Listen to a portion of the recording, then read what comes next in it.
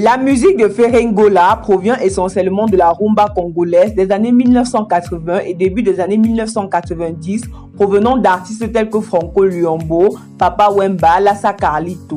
Les chansons de Ferreira se basent pour la plupart sur des histoires d'amour touchantes, accompagnées de mélodies douces et mélancoliques, comme Maboko Panda qui signifie les mains vides en lingala. Ferré s'ouvre de temps à autre à la pop et la world music en combinant la rumba à ses derniers styles comme dans Zazu, Pakanjuna, Kitiya Libaya et Tchoucheze. Il parle aussi des différentes expériences de la vie et la façon dont nous pouvons être critiqués par les gens, par exemple dans Qui vivra verra, Maboko Panda, Jugement, Vieux jaloux. Mais avant de commencer la vidéo, si vous êtes nouveau, abonnez-vous à la chaîne et activez la cloche de notification pour ne rater aucune de nos prochaines vidéos. Si vous êtes abonné, on peut bien évidemment commencer. Ferreira, de son vrai nom Hervé Ngola Bataringue, est un artiste, comédien, chanteur, danseur, auteur, compositeur, interprète et producteur congolais. Hervé Ngola est né le 3 mars 1976 dans la commune de Lingwala à Kinshasa, ville-province et capitale de la RDC, où il grandira entre les communes de Girigiri, Kasavubu et Bandalungwa. Il est du côté de sa mère, originaire de la région Bas-Congo, où il retourne souvent lors des vacances scolaires et fera la rencontre de deux jeunes futurs artistes musiciens, Jean-Pierre Boutou Kondolo, alias Gibson, et JB Piana. Son défunt père est originaire de la ville-province de Kinshasa, Teke Umbu. Hervé est le septième d'une fratrie de 9 enfants. Il confirme dans une interview être de confession bouddhiste et demande être un Illuminati. C'est en 1995 que le début de son rêve commence à se réaliser. Peu avant un concert de Wenge Musica, le groupe Rumba des jeunes joue en face à face avec New City de Bogonia, le groupe de son futur rival Fally Ipupa, lors d'une kermesse organisée dans Bandal.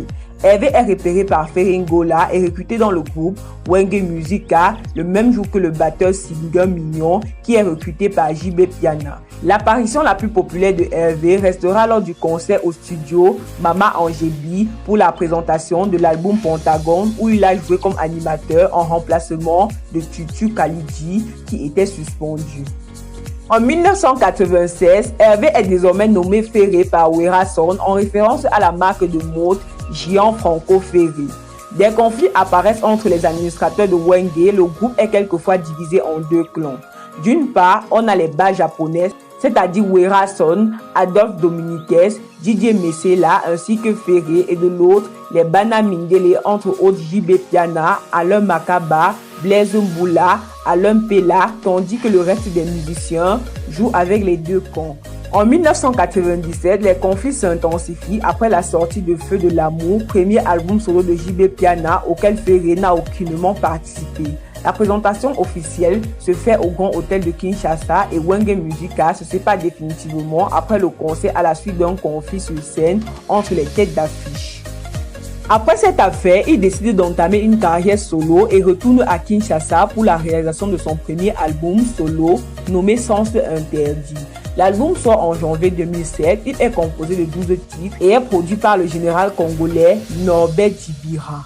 La même année, grâce au soutien de Félix Ouazekwa, il obtient un contrat de sponsoring avec la marque de bière Primus. Il sort en 2008 le single Lubu Kulu Kumu contenant un générique pour marquer leur partenariat ainsi qu'une version remixée de Vita Imana pour présenter les musiciens de son orchestre. Il se produit le 23 mars 2008 à l'Élysée Montmartre à Paris. L'année 2016 commence fructueusement pour le chanteur avec la sortie le 10 janvier d'un single dénommé Tchoucheze sur lequel il a invité la chanteuse kenyane Victoria Kimani, une chanson qui fait un grand succès au continent africain et au niveau mondial. Le mois suivant, il annonce par le biais de sa page Instagram que l'artiste nigérian D. Martins l'a invité en featuring sur un morceau dont le titre n'est pas tout de suite dévoilé. Le morceau sort sur l'album de D. Martins le 18 mars 2016 et surnommé Ekelebe. Le 30 septembre 2016, il publie Maniche, le premier single de son futur album qui remporte un assez grand succès et qui annonce déjà la couleur de l'album. En décembre 2016, une maquette du morceau Jugement est piratée et mise en ligne sur YouTube. mais la chanson rencontre un succès important dans les bars et boîtes de nuit de la RDC et Ferré sortira le clip de la chanson à l'occasion de son anniversaire le 3 mars 2017.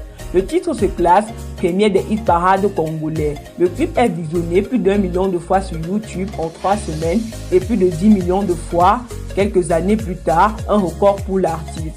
À l'approche des fêtes de fin d'année, le 18 décembre 2016, il publie officiellement le générique d'Ensemble Boss qui ne fera pas partie de son futur 4e album. Avec plusieurs albums à son actif, des prix reçus et des contrats publicitaires sur plusieurs années, Ferré Ngola est sans aucun doute l'un des artistes les plus populaires en RDC et sur le continent africain. Avec sa fortune estimée à 12 millions de dollars, cet artiste est sans aucun doute parmi les artistes congolais les plus riches. Merci d'avoir regardé la vidéo jusqu'à la fin.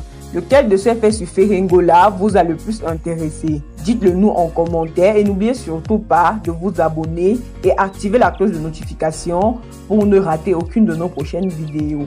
À bientôt pour une nouvelle vidéo.